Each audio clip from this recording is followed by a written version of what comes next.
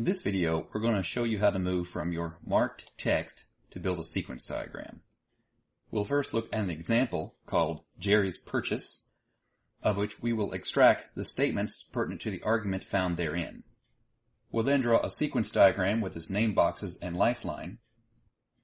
We'll then fabricate some premise and conclusion arrow configurations and move them onto that sequence diagram. Then we'll add the premises and conclusions to that sequence diagram, and then just give a short synopsis by way of the example on how it is the argument from the example is directly parallel to the sequence diagram. Alright, let's get started. You might recall this example from our earlier work. It's called Jerry's Purchase. What we did here was we marked out the parts of the example that were not pertinent to the argument. So we have a report right here, and then we also have an unanswered rhetorical question. And that leaves us with just the statements at hand. So we have statement 1, 2, 3, and 4. Let's pull these statements out of the argument and then put them into our drawing tool, Umlet. So I'll move this out of the way, and I'll place the statements over here to begin. Okay, here they are. Now let's draw our sequence diagram, and whatever we do with the sequence diagram, it's going to have to accommodate 4 statements. So let's start with the name box, and then we'll start with the line underneath of it, which we'll convert to a normal line, and then we'll expand it enough to fit in those statements that we'll need. Alright, and then we can rename the box what we will. And this is from the Jerry's Purchase example. So we'll call this Jerry's Purchase.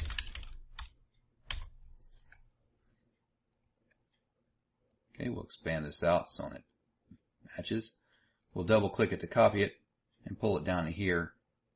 And that gets us started with both the name boxes and the lifeline, where we will add the premise and conclusion arrows and lines. Next, we will want to fabricate some premise and conclusion indicators. So we'll start with the premise indicator. That's going to be some sort of normal line. And then we'll start also with a conclusion arrow here.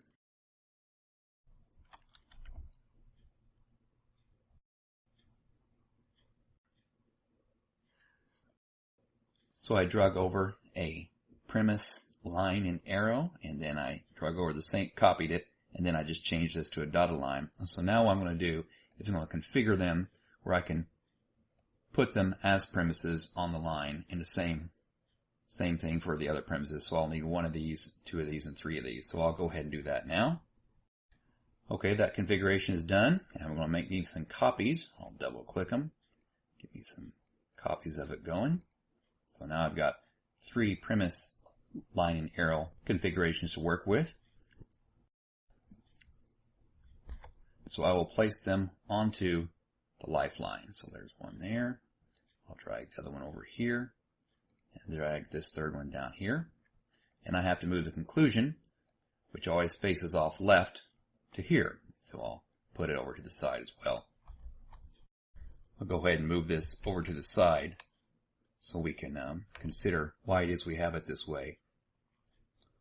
Let me remind you from the Jerry's Purchase example that this is the conclusion indicator, and so we want this to be the last statement in the sequence diagram, and sure enough we put the conclusion dotted line down here.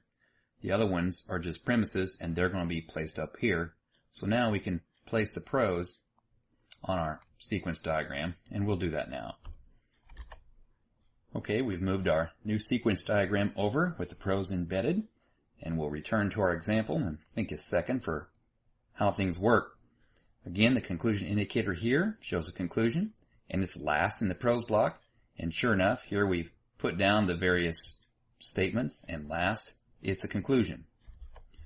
So in summary, what we did was we pulled out the statements, we drew the diagram, added the premise portions of the diagram and the conclusion line portion, and then we pieced in the propositions, that is the statements from the argument and the statement from the conclusion, to give us the sequence diagram representing what we marked out here.